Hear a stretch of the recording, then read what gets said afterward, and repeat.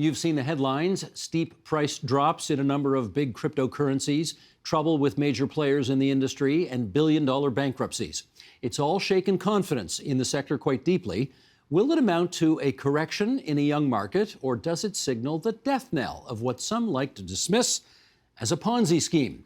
With us on What's to Become of Crypto, let's welcome in Durham, North Carolina, Lee Reiners, Policy Director at the Duke Financial Economics Center and a lecturing fellow at the Duke University School of Law.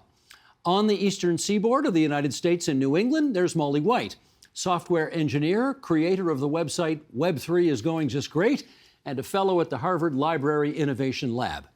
And here in our studio, Brian Mossoff, CEO of Ether Capital and president and founding member of the Canadian Web3 Council, and Claire Brownell, reporter at The Logic, covering digital currencies. And we're delighted to welcome you two here in our studio and our two friends in Points Beyond to our program tonight. Let's start with this. Before we get to the state of crypto today, we want to go back to the beginning. And let's set up this conversation with a quote from a recent New York Times article as to what this is all about. Here we go. Not long after several Wall Street banks collapsed in 2008, a 9-page document circulated on an obscure mailing list proposing a new kind of financial system that wouldn't rely on any trusted third party. The paper was the basis for what became the cryptocurrency industry. Using sweeping idealistic language, its adherents vowed to conduct business in a transparent and egalitarian way, rejecting the high-risk practices of a small number of powerful financial firms that caused the Great Recession. Okay, Molly, pick up the story from there if you would. What was the initial promise or mission statement of crypto to begin with? Well, crypto was supposed to be something that would allow people to transact without government control. You know, you could send Bitcoin to anyone you wanted, receive it from anyone you wanted, do anything you wanted with it without having to go through a bank or, be surveilled, basically. Needless to say, things have changed a lot since then. We have seen sort of a banking collapse recently in a way. Much like the one that sort of precipitated the whole thing. But the early promise was, you can hold your own coins and you can transact free from any sort of interference. And Claire, should we see the creation of crypto as a reaction to the banking crisis of the Great Recession? It's definitely the water that people were swimming in at the time. These are ideas that had been percolating for, some time before then, among that mailing list of people who were involved in the initial creation. But I think, that's certainly part of what the appeal was for why the idea took off in the first place, I think. Okay, Lee, that's where we were. That's where we started. We are now where we are today. To what extent does crypto, in your judgment, live up to the mission statements of way back when? Well, it doesn't live up to it at all, frankly. I mean, one of the great ironies of crypto is that despite it being premised on disintermediation and decentralization and the ability to transact without third parties, all we've done is replace one set of intermediaries, namely regulated banks and other financial institutions, with a completely new set of intermediaries that aren't regulated at all, and furthermore don't want to be regulated. And the reality is that, average consumers like the convenience of intermediaries, right? I don't store my money under the bed because I can put it at a bank. It's much more convenient. The promise of crypto is that you can custody your own wealth. Well, that means you have to store it on a thumb drive in a coffee can and hide it in your backyard so that no one, steals it. I mean, it's absolutely ridiculous how custody of these things works. And so we trust, or we put our crypto on third parties like FTX, and they're not regulated. And obviously they don't take regulation seriously, and we're seeing how that's played out here in the last month. Okay, Brian, let me ask you the same question. 14 years later, you saw the mission statements in the beginning and the high hopes, and now where we are today. Did it live up to the original promise in your view? I mean, I actually agree with everything that's been said so far. I think the conversation that's been kicked off by Bitcoin and cryptocurrencies and what the structure of these databases are shaping up to be is, what assets over the next decade are going to make up money? Is it going to be government currencies, or is it going to be something that's more native to the internet? Is it going to be something that individuals can hold outside of their existing jurisdiction? Do they have the right to? Should people have the right to? So that, I think, is a fundamental question of where this is going, is what is money going to be? That's what's at stake here. Can we just, before we go any further, Claire, maybe I'll get you to do this. I suspect there's going to be a chunk of people watching us right now who are sort of intrigued about crypto. They've been following the story. They want to know about this. But frankly, they don't know much more than the first thing about it. And so they've heard a lot about FTX, and they've heard the words crypto, cryptocurrency. They're not sure if those are the same or different things. What's FTX? Let's go there. FTX was a cryptocurrency exchange where basically you could, customers could go on there and, buy cryptocurrencies, trade them. You could do a whole bunch of complicated, derivatives and leverage trading, basically a way to buy and sell cryptocurrencies that, pretty much anyone in the world could participate in. It's like the TSX except for crypto. As simple to say as that? Kind of, yeah, something like that. Okay. Molly, should we see the problems in the crypto industry as being about corporate malfeasance of centralized exchanges like FTX, or is it something more germane to the currency itself? I think all of the above. There were clearly issues at FTX involving likely fraud, allegations of fraud at this point. And there was clear corporate malfeasance happening there. But the cryptocurrency industry has sort of tried to separate itself from FTX and portray FTX as just a bad apple. And not to, that's something that should not be considered to impugn the reputation of crypto as a whole. But I think that is sort of, revisionist, and it ignores the fact that this is something that has happened time and time and time again within the crypto industry. We've seen a whole slew of meltdowns this year alone, but there were plenty that preceded this year. And the fact that, this is happening over and over in crypto, I think needs to begin to reflect on the industry. You signing on to all of that, Claire? I honestly, I don't think you can argue that there has been a lot of fraud, a lot of malfeasance, a lot of bad things happening in crypto. And Canada's had its own homegrown collapse of something similar, Quadriga. That was hundreds of millions of dollars of people's investments lost. It's true. It's hard to argue with it. This has happened over and over. It's hard to argue with that. And you've had a front row seat for all of it. You've Yes. been watching it, reporting on all of it. Absolutely. It's a juicy story, isn't it? I love it. I can't take my eyes away from it. What do you love about it so much? That is a really great question. I mean, it's partly I love the drama. Who doesn't love drama? Who doesn't love, big, larger than life characters and rise and fall stories and all of that? That's definitely part of it.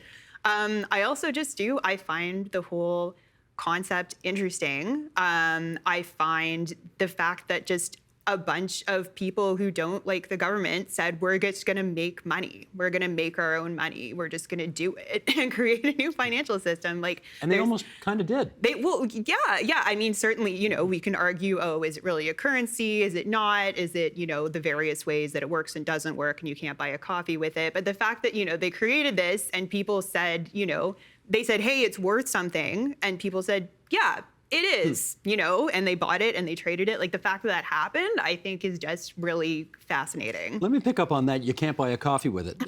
Lee, obviously at some point people hoped that they would be able to buy coffee with it. We're not there yet. What do you see as the long-term economic utility of cryptocurrency eventually?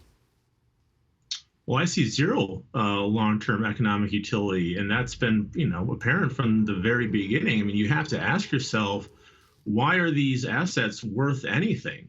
Why is one Bitcoin worth, I don't know, what is that today? Let's say $15,000. You look at traditional securities, let's say stocks, for instance, they generate cash flows, and then you discount those cash flows to the present time to come up with a valuation. You look at normal currencies, they're valued relative to one another, right? So there's the dollar-yen exchange rate that's going to be based off of things like GDP, inflation, interest rates in the two countries. Well, of course, those concepts don't apply to cryptocurrency either. So that leaves you with an asset that has absolutely zero fundamentals, and it trades entirely on sentiment. And as we've seen over, the past year, but in crypto's entire history, sentiment is very fickle. And this is why, social media and memes and things like that play such a critical role in the crypto ecosystem, because it allows the market to draw in new buyers. And, this is a decentralized, Ponzi scheme. And this is something that the JP Morgan CEO, Jamie Dimon, has said. It requires new money to come in and buy these tokens at higher prices. I mean, that's what sustained this whole thing from the very beginning. And, the supply of greater fools will eventually run out, and it's probably run out now. So, for crypto to have value long term, it has to provide economic utility. And right now, it's not providing any economic utility, and it's not new. By technology standards, crypto is old. So the Bitcoin white paper was 2008. The first block was 2009. The iPhone came out in 2007. I think anyone who held an iPhone in their hand for the first time recognized the transformative potential. But when it comes to crypto, what is it? We're still waiting for that so-called killer use case. And you have to ask yourself, if it hasn't happened yet, when will it? And I would posit that it never will. Brian, how much of that you want to sign on to? Well, I think the question here is, are you going to be able to have a settlement layer for all sorts of activity? And some of it can be these digitally native assets. Some of them can be tokenized dollars. I mean, the SWIFT network is still very slow. The traditional banking system, are we all going to use that? Should we have these centralized systems run by corporations or governments? Is that just what we're going to use in the future? Or are we going to have a new system, and that system will have its own native token to reward good actors in the validation? Now, there's a spectrum of activities that's going to take place on these networks, and some of them, a lot of them are going to be scammy, junky, garbagey, and it's very difficult for retail investors to separate the good from the bad. I don't disagree with any of that. If you do believe that we are, as a society, moving towards having this more global settlement system that underpins all the activity of the internet, then crypto could be that thing that is emerging. Would you agree that it has not yet closed the door? Or it hasn't made the case for that yet with enough of the population? I mean, I think the mass population certainly hasn't bought in, but I think these networks have shown themselves to be resilient. I think it's easy for us. We live in a very comfortable society. We have access to very good banking. And so there's not a lot of reason for us to hold these assets, maybe yet, or transact in these assets. But the fact that you could use some type of tokenized US dollar and move it across something like Ethereum for a few pennies, in 10 seconds, that's a big deal. And you're starting to see some businesses like Visa say, maybe we should test out, do we use this as a form of settlement? Doesn't mean that it's going to be Ethereum, doesn't mean it's going to be built on Bitcoin, but that's the promise of these networks. And I think that you're seeing a lot of really smart people, computer engineering students, rally around. There's a lot of tech here. It's still very early days, but there's a lot of potential in these systems. Brian, sounds, Molly, like he sees some potential here. How about you? I mean, I won't argue with the idea that there's potential in digital currency and in, digital transaction layers. That I think is hard to argue with. But the idea that cryptocurrency will form that layer, I think, is pretty unlikely. It does not function very well as a currency. It is not being used for the sort of use cases that were just described. And a lot of the efficiencies of it that have been touched upon that involve, cheap transaction fees, speed of settlement, things like that, are only possible because of the lack of regulation that's being applied. The time it takes for a transaction to settle, if you're sending it cross-border, or the fees that are applied there, those are not being applied because we don't have the technological capability to send a transaction quickly digitally or to do it cheaply. They're being applied because there's a lot of red tape there, typically, that is being used to crack down on things like money laundering. And so when you get rid of the restrictions on money laundering or various other crimes that are committed through the financial system, well, then, yeah, it's cheap and it's fast, but you also end up with a system that is full of scams and frauds like the ones we've just seen. Well, part of the promise of it, Brian, I thought, was the notion that it would promote global financial inclusion and it would kind of offer banking to the unbanked, if I can put it that way.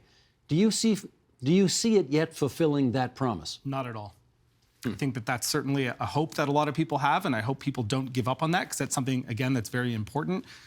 In Canada, in the US, we have access to banking. There's billions of people on the planet who don't have access to identity, to a digital representation of a dollar. But if you think about people who live in Argentina or Turkey, where their currencies essentially have completely devalued their life savings, we may consider Bitcoin way too volatile for us to hold a significant amount of our wealth in. But if you live in some of those other countries, if they could hold a tokenized US dollar, that's great. But that also then triggers the question of, do people have the right to opt out of a monetary system in their specific jurisdiction? And there's pros and cons to that. Lee, how about you on that question, on the issue of whether this at least held out some promise of global financial inclusion that the rest of the system did not offer? Yeah, I mean, this is one of the more pernicious arguments made by the crypto industry. And you've seen this argument made with similar so-called financial innovations. I mean, I would just go back to the financial crisis of 2008 and the various, subprime lending products that were pushed on the market. I mean, these were billed as a way for low-income and minority folks to, get access to the American dream, which is a house.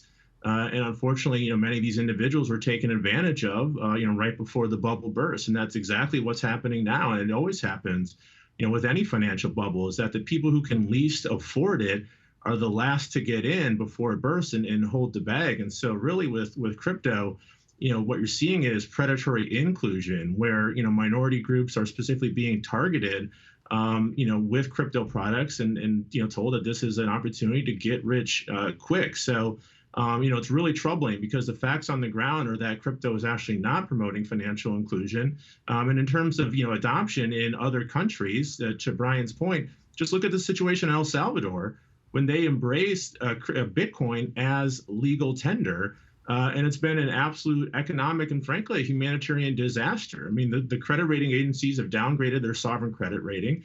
The IMF is threatening to cut off funding. No one is using Bitcoin there to actually buy anything because it's way too volatile and it's too complicated. So the only one who seems to have benefited is the corrupt president there and his cronies. So there's no evidence that it promotes financial inclusion, and there's plenty of evidence that other financial innovations do promote financial inclusion. You look at M-Pesa in Kenya and Africa, for instance, right? That's real-time payments. You look at China, they have QR code-based payments, WeChat Pay, Alipay, that are, billions of users. And China completely bypassed, having any type of traditional banking infrastructure. So, the crypto community likes to point out what are very real problems with our legacy financial institutions. I'm not denying that, but they're not offering the solutions, and there are better solutions out there. Are you as down on it for the same reasons as they are? I definitely, anytime somebody says, I have some new thing that's going to help promote financial inclusion and help the poor and the downtrodden, and coincidentally, it's also going to make me personally a lot of money, you need to examine that claim very, very carefully and give it a lot of scrutiny. Caveat emptor. Yes, and I think that is the case of, a lot of, I would definitely agree that there have been, predatory actors on, on low-income people, on marginalized people through crypto. I also do, one thing that I do find very interesting is stablecoin adoption in emerging economies. So stablecoins are those, crypto assets that are backed by usually the dollar. And you're seeing that adoption is really going up in a lot of emerging economies, and people are using them to, send money abroad. You can use it to shop online, lots of things that you can do, if you don't have access to a bank account. So I think that's really interesting that it's sort of like one side of the promise of crypto minus the, censorship resistant, no government involved side. It's very interesting. There's a Starbucks across the road from this television studio.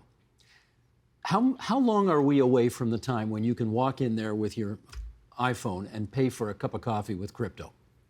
Yeah, with crypto, with something like Bitcoin, an unbacked crypto asset, I'm not sure you ever will be able to. I'm not sure that's the point. I think we may find out that, that's what Satoshi, the inventor of Bitcoin, thought it was for. It may turn out it's for something else or for nothing. We'll find out. Got it. Right? And I think that we're moving into a world where within 10 years, right now these assets seem bizarre, but they're less bizarre than they were 10 years ago. I mean, the fact that I'm sitting here now and we're using public airtime to talk about these things says that there's a seat at the table at central banks.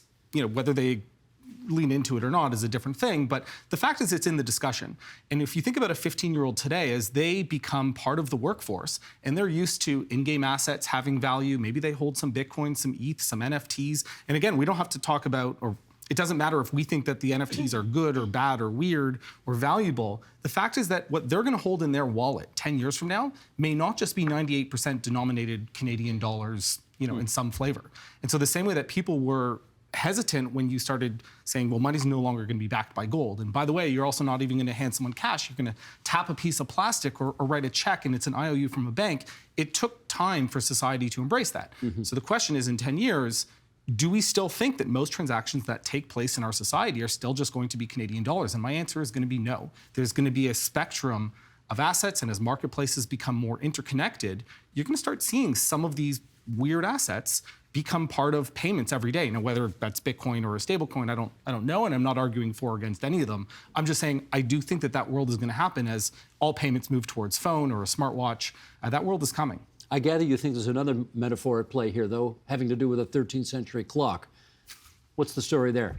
I mean, I use this as an example when people say, you know, what's the big deal here? What is the update in computing science, and why are so many people excited about, you know, blockchains? And the example that I like to talk about is, you know, in the mid, I suppose 1300s, you had the invention of the mechanical clock. And before that, you weren't able to coordinate economic activity necessarily down to an hour or a 15-minute period. It was to a half day or within a 2-hour window. And when you have the mechanical clock allow people to start coordinating their activity down to 15 minutes or 1 minute, you have this economic engine that picks up. And when you fast forward to the birth of the internet, you know, you also have this real injection into how much people are communicating, how much they can coordinate global economic activity. And blockchains, to me, are just the 21st century invention of the mechanical clock. That now you have these distributed systems. More of us are spending 50% of our time online connected to devices in these virtual worlds or virtual states, Twitter, Reddit, whatever you want to call it. And the question will be, will there be a currency that underpins that economic activity? Will that be blockchains? And I think the answer is yes. And so what's exciting is we are witnessing that 21st century invention of the mechanical clock. And it will give rise to all sorts of really interesting use cases and activity. Molly, I wonder how many of the problems that we're talking about here tonight deal with the fact that there's just simply inadequate regulation of this sector. And if it were properly regulated by authorities going forward, it might solve a lot of the problems we're talking about. What do you think? That's possible, but I think it would also remove a lot of the use cases. You know, the real accomplishment of the crypto industry and the way that it has made so much money to date has been through the lack of regulation. And so when regulations are applied, I think that the promise of crypto is suddenly going to start to look a lot weaker once they have to, you know, actually understand who their customers are and, you know, make checks on who is transacting with whom and for how much. Those types of regulations are going to really change the field. The same thing around securities regulations. You know, there are people who are creating these tokens out of thin air, promising people the world for them, and then making a lot of money. And as soon as those companies have to comply with securities regulations, the whole use case is gone. So, you know, I would love to see regulations be more strongly applied to the crypto industry. But I also think that the claims of the crypto industry that regulation would be good and they're welcoming it with open arms would start to look a little bit less believable once things started to change. Lee, I wonder if part of the problem on regulation is the fact that, you know, you've got people who are in a position to write regulations who really, I mean, if we're talking about, let's say, senators in the United States or parliamentarians here, they don't get this stuff. How do you write regs on stuff you really don't understand in your bones? Well, you know, the nature of regulation is that, you know, Congress or the Canadian Parliament, you know, paints with a broad brush and then, you know, it falls on various regulatory agencies to then, you know, implement the rules, you know, that reflect that statutory, you know, intent.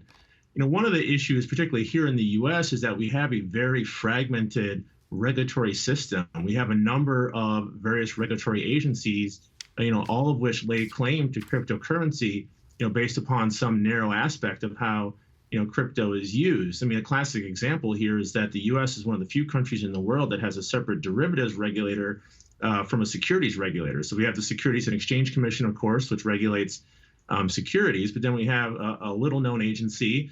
I'm sure in Canada it's probably hardly known at all, called the Commodity Futures Trading Commission, the CFTC, and they regulate commodity derivatives markets, but they don't regulate commodity spot markets. And so cryptocurrency, you know, all these exchanges that are operating in the U.S. are claiming that all they're listing are commodities, and because of that, they don't have to register with the federal government and be subject to ongoing regulation. And so we kind of have a bit of a turf war going on here between the SEC and the CFTC about whether or not crypto's a commodity, crypto's a security. I mean, from my standpoint, I don't really care what you call it. It just needs to be subject to stringent regulation. I think it makes the most sense to just say that all crypto assets are securities, and then you subject them to, SEC oversight and registration requirements. And if you do that, frankly, I don't think most of these cryptocurrencies and most of these firms would be able to comply. So it really, cut a lot of fat out of the industry, and it's important because we need to protect investors right now. Claire, you're covering this a lot. What efforts are being undertaken in either Ontario or Canada to regulate this sector? Yeah, so Canada is really interesting because Canada is doing the thing that Lee was describing in a sense of, saying that we've implemented a system that's unique, where our securities regulators have said we're going to sidestep the whole argument over whether the crypto asset itself is a security. But if you enter into a contract, you sell me Bitcoin and say that, later on in the future, I'm going to get back whatever Bitcoin is worth at that time, that contract is a security. So they're saying, anybody doing that, all these crypto trading platforms, exchanges, everything else, you have to register as an investment dealer, the same way as any other financial firm does. And that's happened. We have, and I think there's 9 of them now that have actually registered as these investment dealers are having to follow the same rules, keep, the assets custodied separately, get insurance, do all these sorts of things, follow the same rules. Happily or grudgingly or what? Well, it's interesting because I was there covering it at the very beginning, when these rules first came into play. And, the things people were saying at the very beginning were, saying like sort of grumbling, like, I'm not so sure about this, is a very different tune than they're singing now, where they're using it as a marketing tactic. They're saying, come trade your crypto with us because we're not like FTX. We're not like those other guys. It's safe. We have all these rules we have to follow. And some of them are even saying this is going to put us in a good position to compete internationally now because we can use that as a way to market to people. So it's very interesting. Where are you on the issue of whether regulations can save the day at the end of the day here? I mean, I think Molly hit the nail on the head where regulation is going to be great in some sense, and it's going to kill a lot of the value proposition. If you have KYC, anti-money laundering laws applied, you probably don't need a blockchain or any of these assets. KYC, know your client? Yeah, know your customer. Okay. It does kill a lot of the value proposition. The question here is, do anonymous people around the world have the right to transact with one another? And is there a different way to do oversight in terms of avoiding sanctions, money laundering, criminal activity? And there is some tooling that does do that, and some of it works well, some of it doesn't work well. I think that generally the consumers do want some form of regulation. They do want some oversight on these platforms that are taking possession of these assets. Canada has very specific rules on how custody works, how you segregate those customer assets from other types of accounts, but it also does hinder the ability to keep pace with some of the foreign platforms. But in this case, given the recent news around FTX, I mean, that did help a lot of investors who decided to use a local platform. Okay, we got less than 5 minutes to go here. Sheldon, if you would, let's bring up this graphic here, board number 2, and we'll finish up on this. The crypto reporter Ash Bennington said after the FTX collapse, what went wrong is we effectively rebuilt the traditional finance space with all its flaws in the crypto space. And the British economist Francis Coppola wrote this about crypto's crash this past May, saying the real equivalent of this crypto meltdown is not the 2008 financial crisis, nor even the 1929 Wall Street crash. No, it's a crisis that predates the creation of the Fed, the panic of 1907. Okay, for all the revolutionary promises of crypto, to what extent is it following in the footsteps of traditional banking industry and running into the same problems that it did over a century ago? You want to start us off on that, Claire? Sure. Yeah, I think that's pretty accurate. And yeah, I've heard, that comparison. That's why they created the U.S. Federal Reserve after that 1907 panic, which is very ironic because that is exactly what crypto is supposed to be trying to eliminate. I guess something that I will say is that, in the crypto community, the idea that you shouldn't hold your crypto on an exchange like FTX It's something that crypto people, Bitcoin people in particular, have been saying since the beginning. They have a saying, not your keys, not your coins, which basically means, you should custody it yourself in that weird way that Lee was talking about, where you have to put it on a hard drive and like bury it in your backyard. As long as you remember your password. Yeah, in a tin can. As long as you remember your password. So there's been a lot of criticism of these platforms from the crypto community from the very beginning, is something that I will also say. Molly, have they essentially reinvented the wheel here, in as much as they're rolling down the same path that banking took more than a century ago?